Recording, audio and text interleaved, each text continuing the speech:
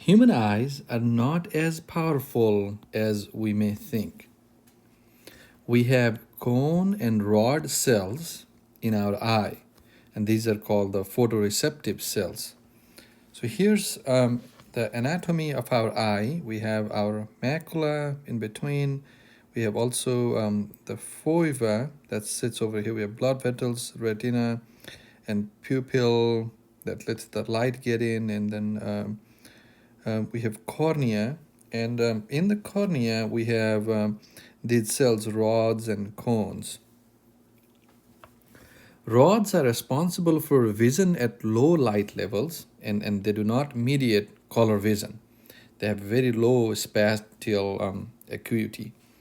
Cones are active at higher light levels and are capable of color vision and are responsible for high spatial acuity. The central foeva is populated exclusively by cones. What's very interesting about the human eye is that our peripheral vision has low spatial resolution, but it is very sensitive to the change in brightness and motion. What this means is, as you are watching this lecture, say you focus on this word powerful, right?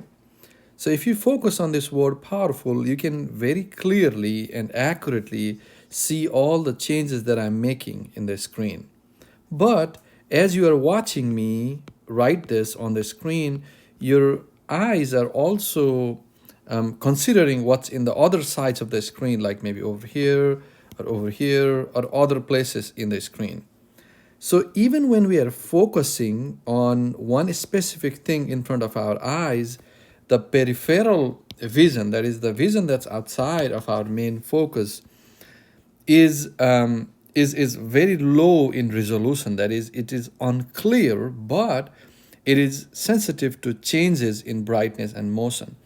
So if I'm let's say if you're focusing on this word powerful, and if nothing happens in the rest of the screen, then you will not notice, or your eye does not notice the details in the other parts of the screen. But if anything changes in the screen, then our peripheral vision notices that. The foiba, the sharp vision, is only 1.1 millimeter wide. What this means is effectively only 1 degree of arc across our vision. So if this is our eye, then only 1 degree range is what we can focus on at one time. Everything else outside of this is the peripheral vision. Peripheral vision, where we don't have, our resolution is very low. Now this focus, the area or the range that we can focus is about the size of a thumb at arm's length. So at arm's length, you can only focus on the size of a thumb. Now outside of that, outside of this 1 degree arc that we can focus, we are legally blind. So if the cells of the and if the cells in the foeva deteriorate, you have a disease called macular degeneration. So people with macular degeneration are very sensitive to changes in the brightness and changes in the motion, but they cannot focus. But you may be thinking, well, I can see a full computer screen so clearly. So even as you see me drawing these lines, you know that you can see the entire screen. How come?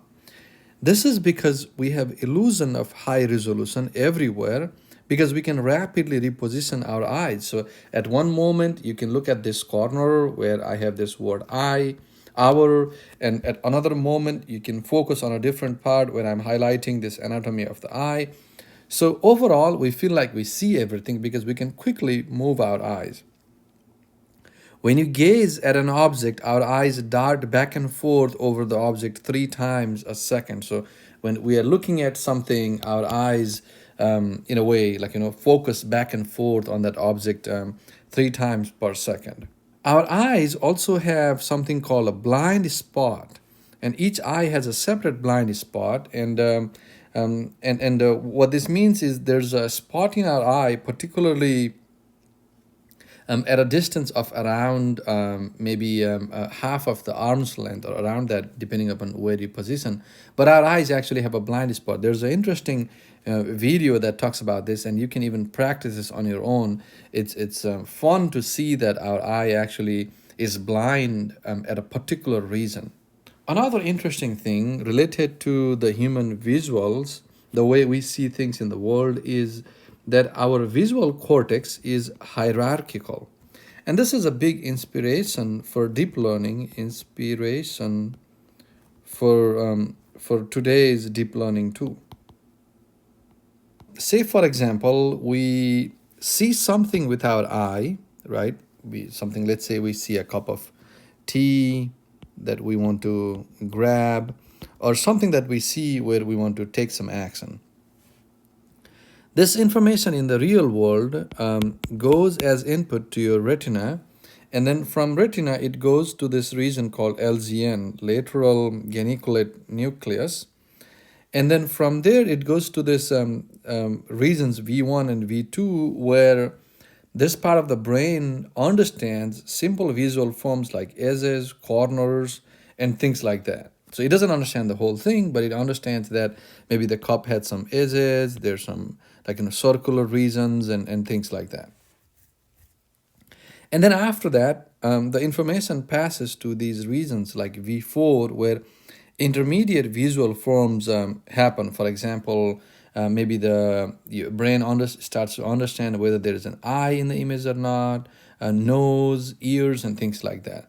And then after that, gradually it goes to this region called AIT, anterior inferotemporal cortex, where high-level object descriptions, for example, now your brain starts to understand that this is a cup, there's a face of some person, and so on. And then after this, information flows to the PFC, prefrontal cortex, where we start making decisions. Say, for example, here, your decision may be, all right, this is a cup, I have to grab it. And then from here, this goes to the motor command via PMC, premotor cortex. And then the motor command sends the signal to the spinal cord, and then the spinal cord sends it to our finger muscles for us to grab the cup. Now, this overall process of hierarchically looking at the visual world, where we first look at the raw information, lines, curves, and things like that, and then gradually start understanding the big picture, that is, for example, high-level object description and object understanding, is a big inspiration for today's deep learning. And this is what happens. So here, what we have is the knowledge, visual knowledge, captured by early layers of deep learning, early layers of a deep neural network. And then these are subsequent layers, and these are almost towards the end or final layers of a deep learning model.